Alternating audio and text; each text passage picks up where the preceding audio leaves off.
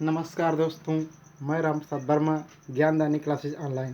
तो आज हम पढ़ेंगे हेलो एल्केन हेलो एरीन पाठ में जो टॉपिक वह है SN और SN2 अभिक्रिया। प्रश्न उठता है कि SN1 और SN2 अभिक्रिया क्या होती है। तो पहले हम इसका पूरा नाम जान लेते हैं। देखिए, SN1 अभिक्रिया को हम कहते हैं एका अणुक अभिक्रिया। क्या कहेंगे? एका अणुक अभिक्रिया कहते हैं।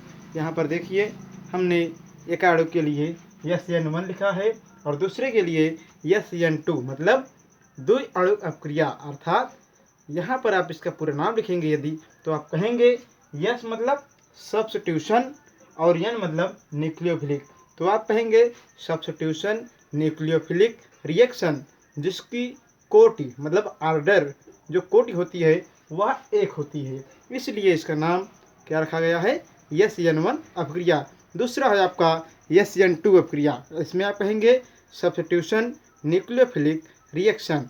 इसमें कोटि या आर्डर जो होता है आपका वो 2 होता है। तो हम इसको विस्तार से पढ़ेंगे। आइए हम इसको समझते हैं। आप कहेंगे इस अभिक्रिया में मतलब जो प्रक्रम होता है, मतलब यह अभिक्रिया कितने पद में पूर्ण होती है? तो आप कहेंगे यह अभिक्रिया 2 पदों में पूर्ण होती है। पहला पद मंद गति से होता है, और दूसरा पद शीघ्र गति से होता है। तो आप कहेंगे यह अभिक्रिया 2 पदों में पूर्ण होती है और पहले पद में जो आपका RX क्या होगा? RX पहले पद में RX अर्थात एल्किल हैलाइड या हेलो एल्केन के बीच में जो बंध होता है वह खंडित होता है, वह टूटता है। तो देखिए, जब यहाँ का बंध टूटेगा तो आप लोग जानते हैं, अच्छी तरह से हम सभी लोग जानते हैं कि एक बंध में 2 इलेक्ट्रॉन होते हैं। कितने इलेक्ट्रॉन? एक बंध में 2 इलेक्ट्रॉन होते हैं। तो यहाँ पर क्या होगा कि ये इलेक्ट्रॉन यहाँ से अलग अलग भागों में बढ़ जाएंगे। तो एक इलेक्ट्रॉन R के पास आएगा और दूसरे इलेक्ट्रॉन कहाँ पे आएगा? X के पास आएगा। तो यहाँ पर एक इलेक्ट्रॉन धनात्मक मान लेते हैं और ये ऋणात्मक, इसमें टूट गया। तो ये आपका प्रथम पद है। तो हमने देखा कि SN1 अभिक्रिया में जो पहला पद होगा उसमें हेलो एल्केन अथवा एल्किल हैलाइड का क्या होता है? बंध टूटता है। और टूटने के कारण क्या होता है? इसमें आपके 2 यौगिक बनते हैं, धनायन और ऋणायन। तो देखिए इसके आगे, धनायन को हम कैटायन कहेंगे और जो ऋणायन है उसे एनायन कहते हैं। तो पहला पद हमने देखा। दूसरे पद में क्या होता है? दूसरे पद में यही जो कैटायन बना है मतलब R+ जो है वही किसी सक्रिय ग्रुप मतलब यहाँ पे मान लेते हैं आप OH मतलब एल्कोहल। तो यहाँ पे सक्रिय ग्रुप क्या है आपका? OH, इसके साथ जुड़ता है। तो मतलब पहले पद में क्या हुआ है कि हेलो एल्केन में जो बंध बना है वो टूटा है और आपका कैटायन बना हुआ है। यह कैटायन आपका यहाँ पे आता है और किसके साथ जुड़ता है? सक्रिय ग्रुप OH के साथ। यही है आपका नाभिक स्नेही अभिकर्मक। क्या है? नाभिक स्नेही अभिकर्मक है, इसके साथ जुड़ता है। तो जुड़ने पर होता क्या है? देखिए, जुड़ने पर क्या होगा? यहाँ पर बन जाएगा आपका ROH। क्या बनेगा? ROH बनेगा यहाँ पर ROH। अब ये आपका प्रोडक्ट बन गया। तो आप कहेंगे SN1 अभिक्रिया में जो हेलो एल्केन होता है वह पहले पद में टूटता है, अर्थात कैटायन बनता है और एनायन मतलब यहाँ पे जो हैलाइड है वह एनायन बनाएगा। लेकिन यहाँ पर कैटायन जो होता है वह दूसरे पद में किसी अन्य ग्रुप मतलब जो नाभिक स्नेही समूह होते हैं, यहाँ पर यह है हाइड्रोक्सिल आयन या OH है, उससे आकर जुड़ा, क्या बनाया? आपका प्रोडक्ट बना लिया। तो इसी को हम क्या कहते हैं? SN1 अभिक्रिया का उदाहरण, मतलब इसे ही हम SN1 अभिक्रिया कहेंगे। आइए हम देखते हैं कि और इसके क्या क्या उदाहरण हैं। इसे यदि हम समझें तो और कैसे हम समझ सकते हैं। तो देखिए, इसको समझने के लिए हम देखेंगे इस प्रक्रम को और इससे आपको आसानी से समझ में आएगा। जैसे यहाँ पे है कार्बन, यहाँ पे है R और R मतलब किसी एक कार्बन से 3 एल्किल जुड़े हुए हैं, किसी एक कार्बन से 3 एल्किल जुड़ा हुआ है। और यहाँ पर क्या है? आपका ब्रोमाइड है। अब देखिए ये क्या बन गया? आपका हेलो एल्केन बना, हेलो एल्केन बन गया। आप कहेंगे इस हेलो एल्केन में होता क्या है कि जो इसके बीच मतलब जो हाइड्रोजन है और जो कार्बन है इसके बीच का बंध टूटेगा। जब बंध टूटेगा तो क्या बनता है, देखिए यहाँ पर ऐसी रचना आपको प्राप्त होगी। मतलब ये धनायन बना लीजिए, ये धनायन बनेगा और ब्रोमीन माइनस के रूप में बाहर चला जाता है। यहाँ तक समझ में आ जा होगा। अर्थात जब ये आपका तृतीयक हेलोएल्केन टूटता है, तो क्या बनता है आपका कार्बोधनायन। क्या बनेगा, कार्बोधनायन, और ब्रोमीन बाहर चला जाता है। हमने इसको देखा। अब दूसरे पद में क्या होगा, हमने पहले पद को समझा। ये कौन सा पद है, ये पहला पद है। अब दूसरे पद में क्या होगा, देखिए दूसरे पद में आपका यही ग्रुप क्या होगा आपका, यही ग्रुप आगे चल के सक्रिय मतलब OH हाइड्रोक्सिल क्रियात्मक समूह से जुड़ेगा। तो हाइड्रोक्सिल क्रियात्मक समूह होता है उससे ये जुड़ेंगे। ये क्या है आपके कार्बोधनायन, यही तो है आपके कार्बोधनायन। अब ये जुड़ेंगे किससे, OH माइनस से। तो बनेगा क्या आपका, यहाँ पर बनेगा R और ये कार्बन बन जाएंगे आपके, ये कार्बन और यहाँ पे OH बन जाएगा। तो इसे ही हम क्या कहते हैं, इसे ही कहेंगे हम SN1 अपक्रिया। और इसका ये पहला उदाहरण और जो हमने देखा वो भी इसका उदाहरण है। तो एक बार पुनः समझते हैं। SN1 अपक्रिया में क्या होता है, पहले पद में जो हेलोएल्केन होता है उसके बीच का बंध टूटता है और यह प्रक्रिया मंद गति से या धीमी गति से होती है। और जब टूटता है तो कार्बोधनायन को बना लेता है। क्या, कार्बोधनायन को बना लेता है और एनायन बाहर निकल जाता है। अब कार्बोधनायन दूसरे पद में इससे किसी सक्रिय मतलब जो आपका नाभिक स्नेही अभिकर्मक होगा उससे आके ये ऐड होता है, मतलब जुड़ता है। जुड़ने के बाद एल्कोहल का निर्माण होता है।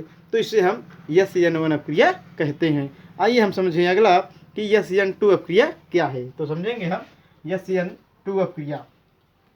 तो इसमें हम देखेंगे कि SN2 अपक्रिया क्या है। आप कहेंगे यह अपक्रिया एक पद में पूर्ण होती है, यह अपक्रिया एक पद में पूर्ण होती है और इसे ही हम क्या कहते हैं, SN2 अपक्रिया। तो देखिए इस पद में क्या होगा आपका, जैसे आपका क्या है, यहाँ पे OH है। OH क्या है, नाभिक स्नेही अभिकर्मक है। ये है आपका RX।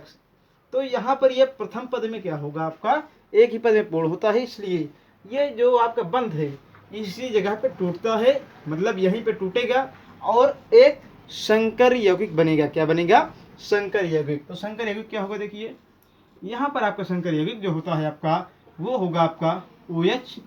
उसके बाद यहाँ पर देखिए RX है। तो RX के लिए हम क्या करेंगे, यहाँ पर हम कर देंगे कि OH, फिर उसके बाद RX कर देंगे। ये जो बना आपका, ये जो ग्रुप बना, यही क्या है, संकर यौगिक है। और यह प्रक्रिया यहाँ पे रुकती नहीं है, यहाँ पर प्रक्रिया बंद नहीं होती है, डायरेक्ट क्रिया करेगा। मतलब ये चीज डायरेक्ट क्रिया करता है और क्या बना लेता है आपका ROH बना लेता है। क्या बनाएगा, ROH अथवा OH R को बना लेता है और X बाहर निकल जाते हैं। तो इसे हम क्या कहते हैं, इसे ही हम कहते हैं SN1 अपक्रिया। तो देखिए पुनः एक बार समझते हैं। आप कहेंगे कि SN2 अपक्रिया में OH ग्रुप क्या होता है, नाभिक स्नेही अभिकर्मक होता है और यह अन्य हैलाइड या एल्किल से आकर जुड़ता है। जुड़ने के बाद एक संकर यौगिक बनता है, इसका नाम है संकर यौगिक। संकर यौगिक, ये है आपका संकर यौगिक। ये संकर यौगिक बनेगा और संकर यौगिक पुनः मतलब ये रुकता नहीं है, ये अस्थायी होता है, अनस्टेबल होता है और पुनः क्रिया करता है। तो क्या बना लेता है आपका, एल्कोहल बना लेता है और हैलाइड बाहर निकल जाता है। तो हम इसे संपूर्ण मतलब इस संपूर्ण प्रक्रम को SN2 अपक्रिया का उदाहरण कहते हैं और इस प्रक्रिया को हम SN2 अपक्रिया कहते हैं। तो हमने इसको देखा। अब हम इसी आगे पढ़ेंगे कि कार्बोधनायन क्या है, कार्बोरुडायन क्या है और मुक्त मूलक क्या है। आइए हम समझते हैं कार्बोधनायन, कार्बोरुडायन और मुक्त मूलक। तो देखिए कार्बोधनायन, कार्बोरुडायन और मुक्त मूलक ये क्या होते हैं। आप कहेंगे, पहले हम पढ़ेंगे कार्बोधनायन, कार्बोधनायन।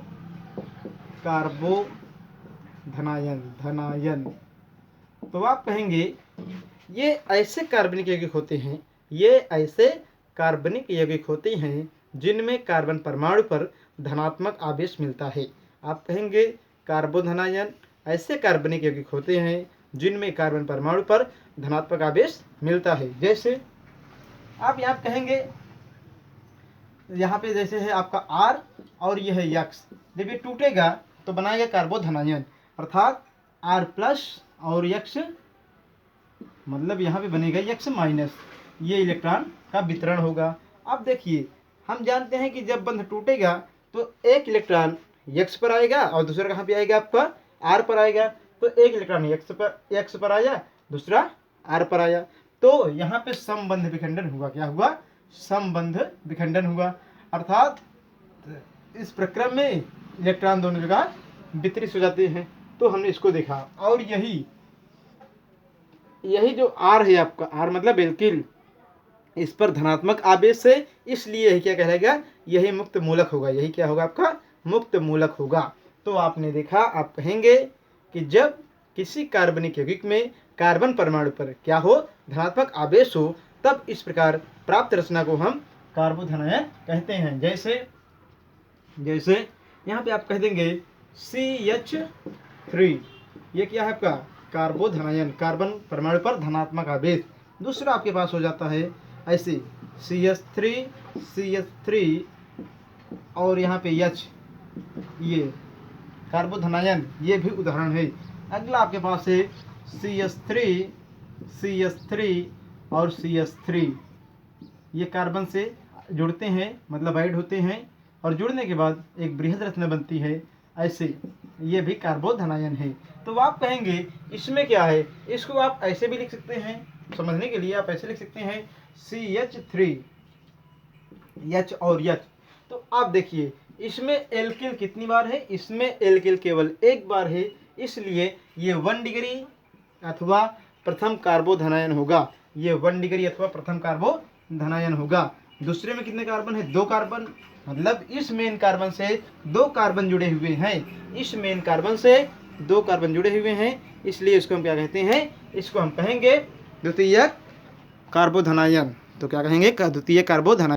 उसी प्रकार हम देख रहे हैं हमारे पास जो तीसरा एल्किल, मतलब तीसरा आपका कार्बोधनायन है, उसमें 3 कार्बन, मतलब एक कार्बन परमाणु से 3 कार्बन जुड़ा हुआ है, और ये कार्बन परमाणु कैसा है, धनात्मक आवेश युक्त है, इसलिए इसे हम तृतीयक या 3 डिग्री कार्बोधनायन कहते हैं। तो आपने इतना देखा। अब आगे हम इसी पढ़ेंगे कि कार्बोऋणायन क्या है। क्या कार्बोऋणायन? तो आप कहेंगे कि कार्बोऋणायन, तो इसमें परिभाषा आप देंगे कि वह कार्बनिक यौगिक जिसमें कार्बन परमाणु पर क्या, वह कार्बनिक यौगिक जिसमें कार्बन परमाणु पर ऋणात्मक आवेश मिलता है।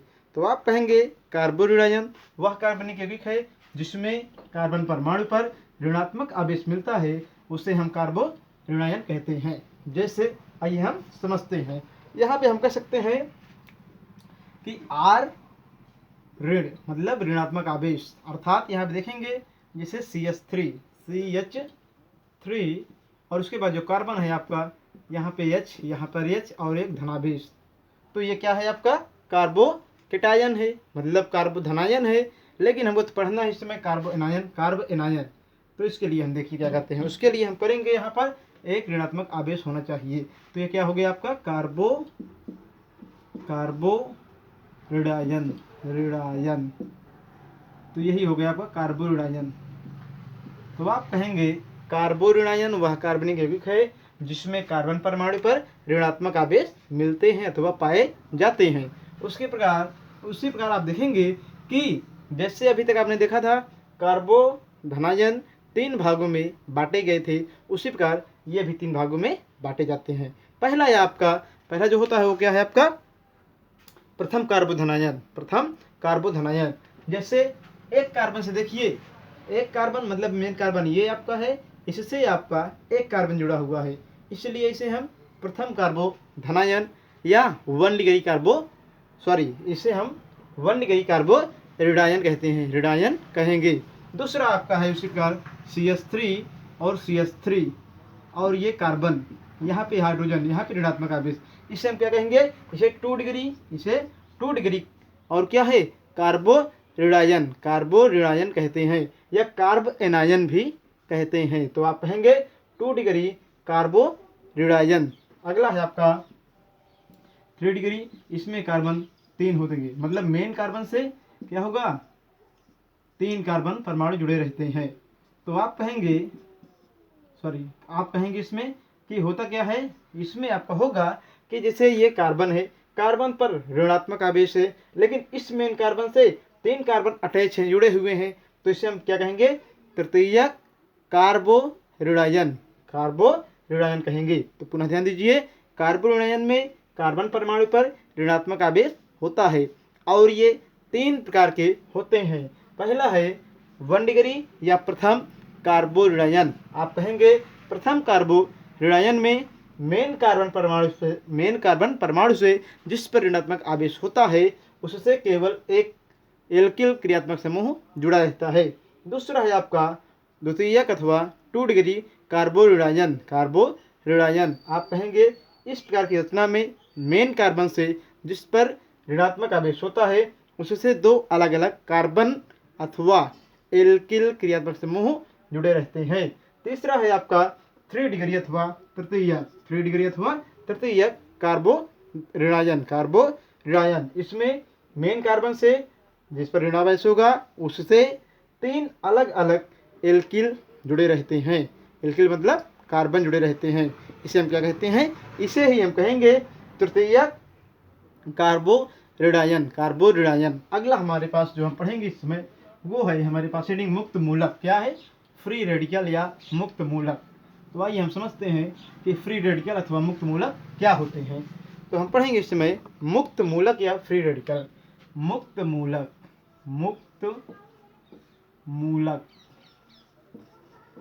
मूलक या फ्री रेडिकल। तो आप कहेंगे मुक्त मूलक या फ्री रेडिकल ऐसे कार्बनिक यौगिक होते हैं जिनमें कार्बन परमाणु पर अयुग्मित इलेक्ट्रॉन पाए जाते हैं। मुक्त मूलक या फ्री रेडिकल ऐसे कार्बनिक यौगिक होते हैं जिनमें कार्बन परमाणु पर अयुग्मित इलेक्ट्रॉन अनपेयर इलेक्ट्रॉन पाए जाते हैं। इसे ही हम क्या कहेंगे मुक्त मूलक या फ्री रेडिकल कहते हैं। तो आइए हम इसको समझते हैं। हमारी हेडिंग है मुक्त मूलक। आइए इसे हम विस्तार से समझते हैं।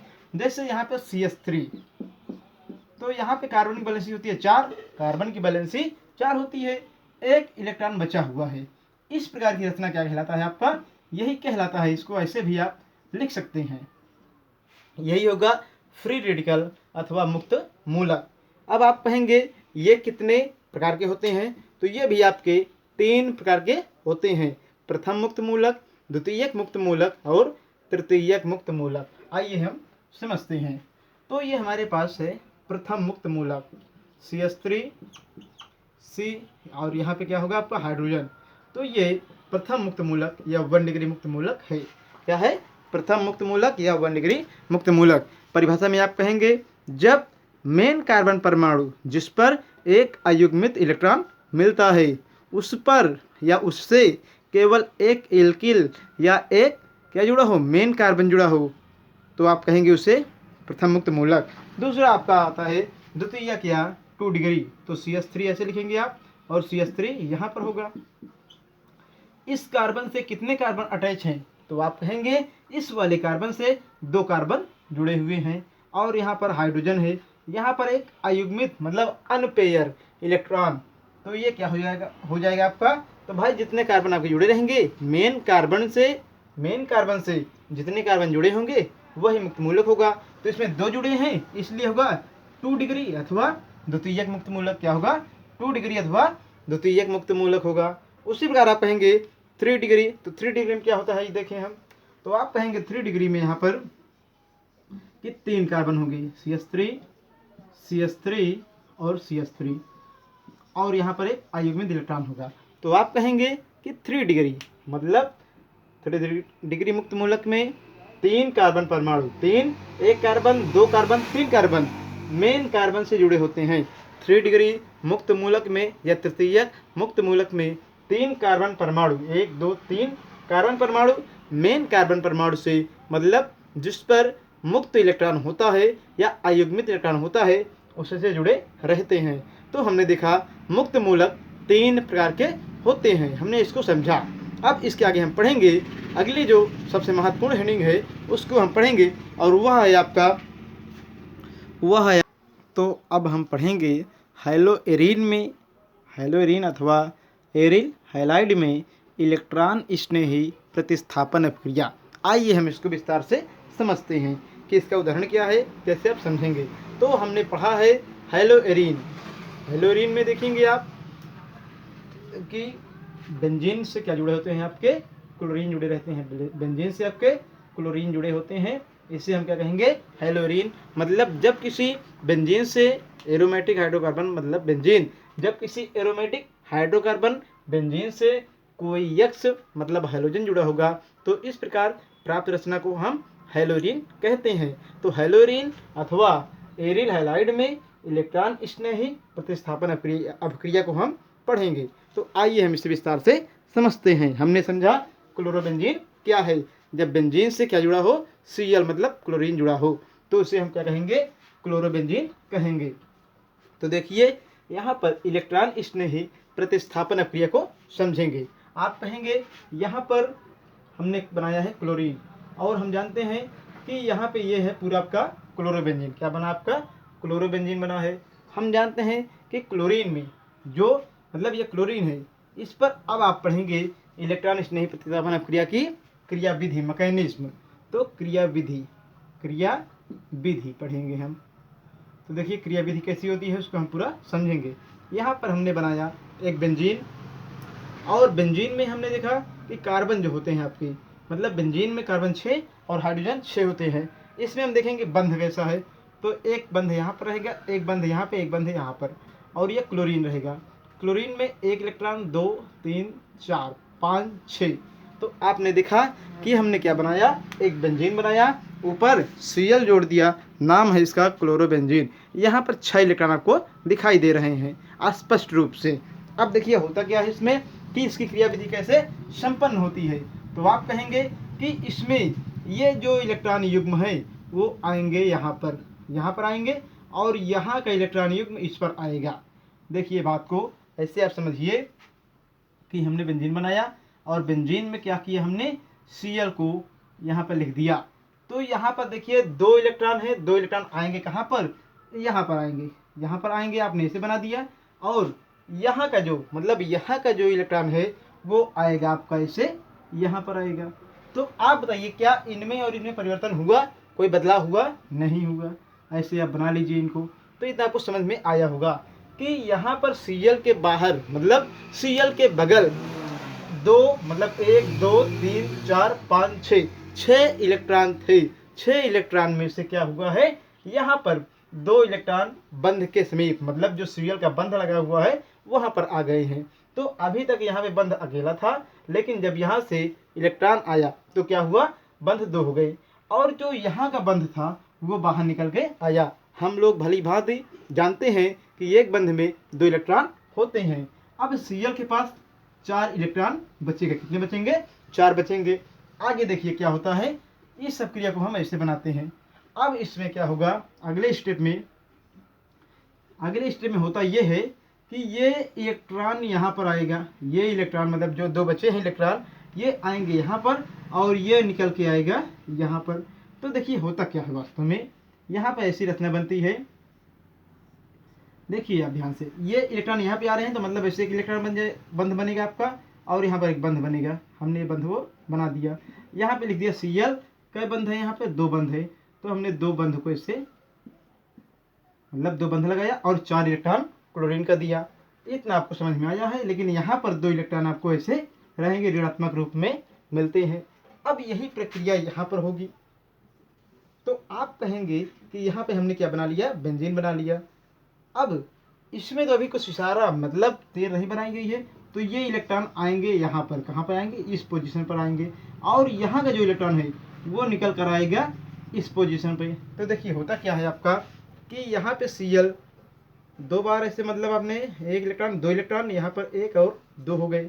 अब यहाँ पर क्या बना है, वहाँ से देखिए मतलब इस चित्र से आप देखिए तो समझेंगे कि यहाँ पर 2 इलेक्ट्रॉन है, लेकिन तीर कह रही है बंध यहाँ पर लगना चाहिए। तो बंध यहाँ पर लग गया, आपका क्या हुआ, बंध यहाँ पे लग गया और यहाँ की इलेक्ट्रॉन ऐसे आ गए। यहाँ तक समझ में आया होगा। अब देखिए इसमें क्या हो रहा है, इसका मतलब है कि ये जो इलेक्ट्रॉन निकल कर आए हैं यहाँ पर, ये यहाँ पर इंटर करेंगे, यहाँ पर प्रवेश करेंगे। और देखिए इस चित्र में क्या बना है, यहाँ पर एक ये बंध बना हुआ है, ये बंधा बना देंगे। तो यहाँ तक आपको समझ में आया होगा। अगले प्रक्रम में देखिए होता क्या है कि यहाँ पर ऐसे बनाएंगे आप, और ये बेंजीन बना, ये क्या बना आपका, बेंजीन बना। बेंजीन थोड़ा हम ठीक से बना लेते हैं, ये बेंजीन आपका सही नहीं, तो आप कहेंगे बेंजीन बनेगा, यहाँ पे ये बेंजीन बने। इस बेंजीन में देखिए एक बंध 2 बंध है, तो 2 बंध ऐसे बना लीजिए आप। अब यहाँ पर क्लोरीन हो गया। अब देखिए कई इलेक्ट्रॉन है, यहाँ पर 4 हैं, 1 2 3 4 इलेक्ट्रॉन हो गए आपके पास। अब उसके बाद बंध यहाँ पे मतलब 2 इलेक्ट्रॉन है, ये तीर कह रही है कि यहाँ पे बंध आएगा, तो ऐसे बंध बन जाता है। तो ये क्या होगा आपका, मतलब पूरी क्रिया विधि को हमने समझा दिया। एक बार पुनः आप लोग देखिए कि इसकी क्रिया विधि कैसे हुई है। हम कहेंगे यहाँ पर बेंजीन है, बेंजीन में 3 पाई बंध है, और यहाँ पे Cl के बाहर 6 कैसे हैं आपके अयुग्मित इलेक्ट्रॉन है। यहाँ पर क्या है, 6 आपके अयुग्मित इलेक्ट्रॉन है। इसको समझाने के लिए हम सही बना देते हैं, यहाँ पर बना देते हैं आपको समझने के लिए कि यहाँ से 2 इलेक्ट्रॉन आएगा इस तरफ, यहाँ बंध की ओर आएगा, कहाँ आएगा, बंध की ओर आएगा। उसके बाद यहाँ पर क्या होता है, आपके 2 इलेक्ट्रॉन निकल के यहाँ पे आते हैं। तो हमने इतना समझा, उसके बाद फिर हम देखेंगे कि इसकी क्रिया। तो हमने ये इसको देखा। अब इसमें क्या हुआ, यहाँ पर मतलब 6 में से 2 इलेक्ट्रॉन आ गए, तो 2 बंध मतलब आपका एक बंध पहले से था, एक बंध और आ गया, यहाँ पर 2 बंध बन गए। अब यहाँ पर क्या हुआ, इलेक्ट्रॉन निकल कर आए हुए हैं इस साइड पर, और मतलब यहाँ पे बंध लगना चाहिए। और इसमें क्या हुआ है, यहाँ का मतलब जो अंदर का बंध है वो यहाँ पे इलेक्ट्रॉन आना चाहिए। तो तीसरे पद में हमने देखा कि यहाँ पे इलेक्ट्रॉन आ गए हैं, और ये इलेक्ट्रॉन यहाँ पर बंध बनाएंगे, और यहाँ का जो बंध है वो निकल के साइड पर आएगा। अब उसके बाद देखिए यहाँ पे साइड वाला बंध है, मतलब साइड में तो आ गया है, ये खुद प्रवेश करेगा, तो प्रवेश हमने करा दिया। यदि आप इसको समझेंगे, ध्यान से देखेंगे, तो आपको समझ में आएगा। आइए हम इससे 2-4 उदाहरण देख लेते हैं कि इसके क्या एग्जाम्पल हैं। तो आइए हम देखेंगे कि इसके उदाहरण क्या हैं, कैसे आप समझेंगे इसके उदाहरण को। तो आप देखेंगे इसमें जैसे पहला आपका है कि क्लोरोबेंजीन को, किसको, क्लोरोबेंजीन को आप, जैसे हमारे पास क्या है, यहाँ पर क्लोरोबेंजीन है, ये हमारे पास क्लोरोबेंजीन है। और क्लोरोबेंजीन करता क्या है आपका, ये क्लोरोबेंजीन, ये हम कराएंगे क्रिया इसकी सांद्र HNO3 के साथ, मतलब ये क्रिया करेगा। और किसके पास इसमें सांद्र सल्फ्यूरिक अम्ल H2SO4 की उपस्थिति में क्रिया करता है। तो आप कहेंगे जब क्लोरोबेंजीन सांद्र HNO3 की उपस्थिति में सांद्र सल्फ्यूरिक अम्ल, मतलब जब क्लोरोबेंजीन सांद्र HNO3 से क्रिया करता है सांद्र सल्फ्यूरिक अम्ल की उपस्थिति में, तो बनेगा क्या, देखिए आपका ये बनेगा प्रोडक्ट, यहाँ पर बनेगा प्रोडक्ट, यहाँ पर Cl रहेगा आपका, और यहाँ पर SO3H बनेगा। ये 2 रूप में बनेंगे, आर्थ्रो और पैरा पोजीशन पर बनेंगे। तो आप कहेंगे Cl और यहाँ पे SO3H बनेगा आपका। अब इसका देखिए प्रश्न उठता है कि इसके नाम क्या होंगे। तो इसके नाम को हम देख लेते हैं कि इसका नाम क्या होगा, साथ ही साथ इसके हम और उदाहरण को भी बता देते हैं। तो देखिए इसका नाम जो होगा यहाँ पर, लेकिन देखिए आप यहाँ पर थोड़ा सा त्रुटि हुई है। त्रुटि क्या है यहाँ पर कि आपका NO3 आकर जुड़ेगा, यहाँ पर NO3 आके जुड़ेगा। तो आइए हम जोड़ देते हैं, कैसे जुड़ेंगे भाई। देखिए यहाँ पर क्या है, बेंजीन से जब कुछ जुड़ता है, बेंजीन से जब कुछ जुड़ेगा तो एक H बाहर निकलता है, H बाहर निकला, यहाँ पे HNO3 है, NO2 हो जाएगा आपका, और यहाँ पे NO2 हो जाएगा प्लस HOH, क्या होगा, HOH बाहर चले जाएंगे। तो हमने इसको देखा। अब जो बना इसका नाम क्या है, इसका नाम है क्लोरोनाइट्रोबेंजीन। मतलब ये जो बने आपके आर्थ्रो क्लोरोनाइट्रोबेंजीन, आर्थ्रो वो मतलब आर्थ्रो क्लोरोनाइट्रोबेंजीन, और ये है पैरा क्लोरोनाइट्रोबेंजीन। तो आप परिभाषा में कहेंगे कि जब क्लोरोबेंजीन को सांद्र HNO3 के साथ सांद्र सल्फ्यूरिक अम्ल की उपस्थिति में क्रिया कराते हैं तब आर्थ्रो क्लोरो नाइट्रोबेंजीन बनता है और पैरा क्लोरो नाइट्रोबेंजीन बनता है और जल बाहर निकल जाते हैं। हमने इसको देखा। इसी का एक दो उदाहरण और देखते हैं। आप कहेंगे यहाँ पर कि क्लोरोबेंजीन को इस बार क्या करेंगे आप, क्लोरोबेंजीन को आप क्रिया कराएंगे किससे, देखिए ये आपका क्लोरोबेंजीन है और इसको आप क्रिया कराएंगे इस बार H2SO4 से, किससे, H2SO4 से क्रिया कराएंगे। तो H2SO4 क्या करेगा यहाँ पर देखिए H2SO4 से आप क्रिया कराएंगे तो इस बार बनेगा यहाँ पर आपका बनेगा क्लोरो नाइट्रोबेंजीन, यहाँ सल्फोनिक अम्ल बनेगा। तो क्लोरो सल्फोनिक अम्ल बनेगा क्या आपका, यहाँ पे Cl रहेगा, यहाँ पर Cl और यहाँ पे SO3H। तो आर्थ्रो क्लोरो सल्फोनिक अम्ल, आर्थ्रो ऐसे लिखेंगे, आर्थ्रो क्लोरो सल्फोनिक अम्ल, सल्फोनिक अम्ल ये बनेगा। और उसी प्रकार पैरा क्या बनेगा आपका, पैरा सल्फोनिक अम्ल भी बनेगा। तो पैरा मतलब यहाँ पे होगा SO3H और Cl लगा है तो पैरा क्लोरो सल्फोनिक अम्ल बनता है। ये इतने बनेंगे। और क्या होगा यहाँ पर देखिए, यहाँ पर आपका बनेगा जल बाहर जाएगा, लास्ट में क्या देखेंगे आप +HOH। तो मतलब इतने बनेंगे। तो कहेंगे कि जब हम क्लोरोबेंजीन को H2SO4 मतलब सांद्र H2SO4 से क्रिया कराते हैं तो बनता है आर्थो क्लोरो सल्फोनिक अम्ल, दूसरा बनेगा पैरा क्लोरो सल्फोनिक अम्ल बनेगा तथा जल बाहर निकल जाता है। दूसरा उदाहरण हम देखते हैं इसी प्रकार। आप कहेंगे दूसरे उदाहरण में यहाँ पर हम क्या करेंगे, यहाँ पर क्लोरीन को मतलब क्लोरोबेंजीन को क्लोरीन से क्रिया कराएंगे। क्लोरोबेंजीन को हम किससे, Cl2 से क्रिया कराते हैं तो बनेगा आपका डाइक्लोरोबेंजीन। क्या बनेगा आपका, डाइक्लोरोबेंजीन ऐसे बनेगा, ये डाइक्लोरोबेंजीन। और ऐसे भी बनेंगे आपके आर्थ्रो और पैरा, ये दो रूप में बनते हैं। ये बनेगा आपका +HCl। तो हमने इसको देखा। उसी प्रकार एक आध उदाहरण और यहाँ पे देख लेते हैं। हमने इसको देखा, अब यहाँ पे इसके साथ हम देख लेते हैं। इसका नाम क्या है, ये तो है आपका क्लोरोबेंजीन और यहाँ पे है CH3COCl।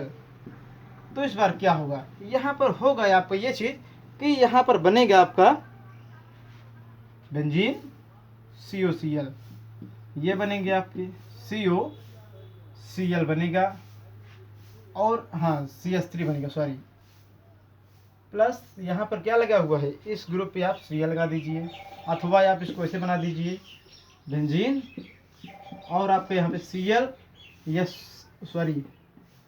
COCH3 प्लस यहाँ पे क्या बचा हुआ है, यहाँ पर आपके बचे हुए हैं HCl। तो प्लस में आपके Cl बाहर चले जाएंगे।